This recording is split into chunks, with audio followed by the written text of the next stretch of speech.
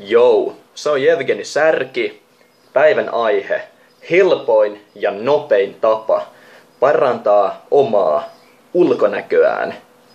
Itse mä oon niin rotan näköinen jäbä, että mulla ei ole sinänsä ihan liikaa varaa puhua kenenkään ulkonäöstä.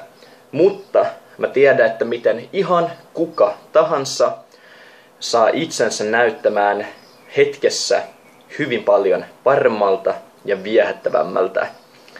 Ja homman nimi on se, tiedättekö, kun monet ihmiset panostaa ulkonäköönsä tosi paljon. Ne hankkii hienoja ledjuja, ne laittaa naamaansa upeita meikkejä ja muutenkin eri tavalla ehostaa itseään, käy salilla vähän pumppaamassa lihaksia. Ja nämä on kaikki hyviä juttuja. Mä en dumaa näitä yhtään. Mä myönnän, että mä tykkään itsekin hyvin paljon ehostautuneista ihmisistä. Toisaalta vaikka joku ei käytä jotain meikkejä, niin sekin on äärimmäisen ok. Mä hengaan itse pääasiassa tämmöisissä hippipiireissä, niissä meikkaaminen ja muutenkaan semmonen ulkoinen laittautuminen ei ole niin suosittua ja siitä huolimatta ihmiset on tosi hyvän näköisiä.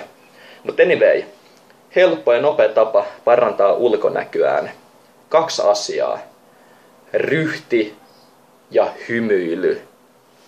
Kuka tahansa voi ottaa nämä 2 tosi nopeasti käyttöön. Ja vaikka nämä on tämmöisiä helppoja ja halpoja tekniikoita, näiden vaikutus on järisyttävä.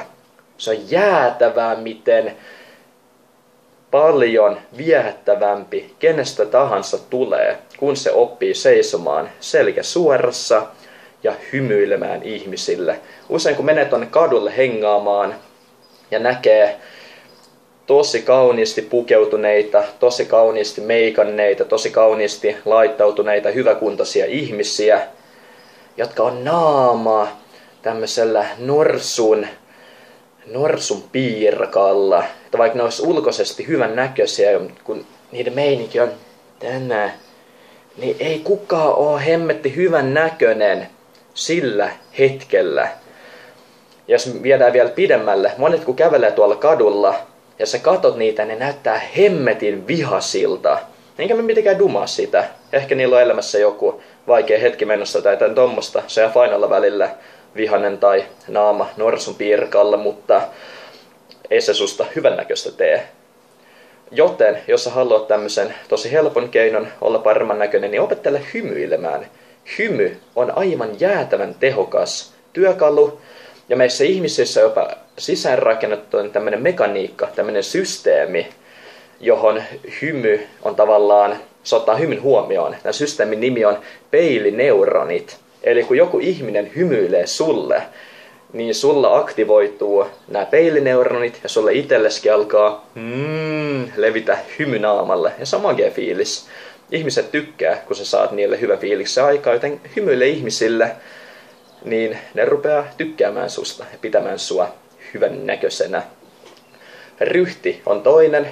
Tässäkään mulla ei ole ihan liikaa varaa päteä, koska itsekin mä istun ja seison milloin missäkin kyyryasennossa. Mutta aina silloin kun jaksaa olla istua, seistä suorassa, se on hyvän näköistä ihan kenen tahansa kohdalla. Ja varsinkin nykyään kun meininki on se, että me kaikki kumminkin istutaan päivät pitkät tietokoneella, mikä on ihan fine, koska tietokone on maailman kiinnostavin asia.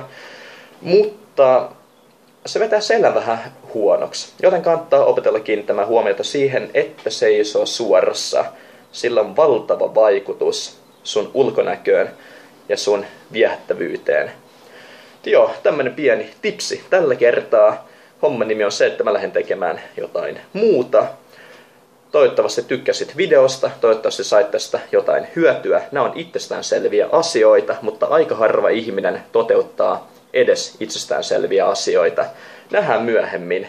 Moi!